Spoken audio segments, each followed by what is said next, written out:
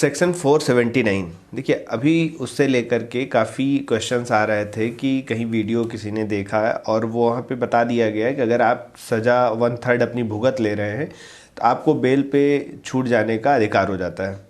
ये बातें सही हैं लेकिन पूरी नहीं हैं। अब 479 जो नया जोड़ा गया है BNSS में, ठीक है, वहाँ पे कुछ बातें कही गई हैं जिसकी वजह से सज़ा जो है 1/3 भुगत लेने के बाद आप छूट सकते हैं, ठीक। लेकिन उसमें कंडीशन बता दी गई। देखिए, बेल में जब भी बात की जाती है तो दो सिचुएशन बनती है।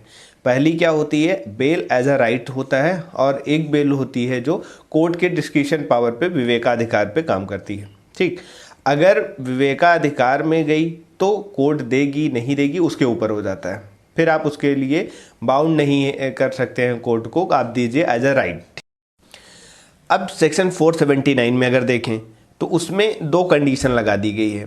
अगर आपको जो दंड दिया गया है वो मृत्यु दंड या फिर आजीवन कारावास से दंडनीय नहीं है, ठीक है, तभी आप इस सेक्शन का लाभ उठा सकते हैं, ठीक। ये क्लियर हो जाना चाहिए। यानी कि अगर आपको जो दंड दिया गया है वो मृत्यु दंड या फिर आजीवन कारावास में आ रहा है तो 479 आपके ऊपर लागू नहीं हो रही, वहाँ पे आपको पूरी सज़ा भुगतनी ही पड़ेगी। मृत्यु दंड में कोई प्रश्न ही नहीं उठता है, आजीवन कारावास में भी वहाँ पे नहीं देखा जाएगा, ठीक है।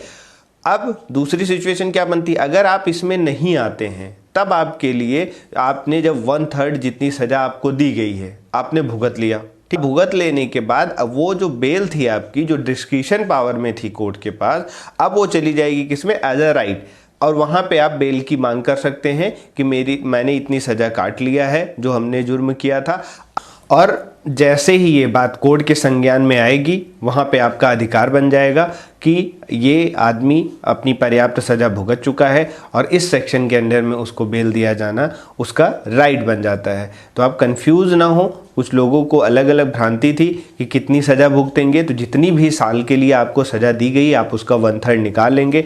यदि आपके जो कैदी हैं उनका उतनी सज़ा पूरी हो चुकी है तो उसके बाद आप वहाँ पे जा कर के बेल के लिए अप्लाई कर सकते हैं सेक्शन 479 में, और जब करेंगे तो आपको एज अ राइट वो बेल मिल जाएगी। Thank you so much.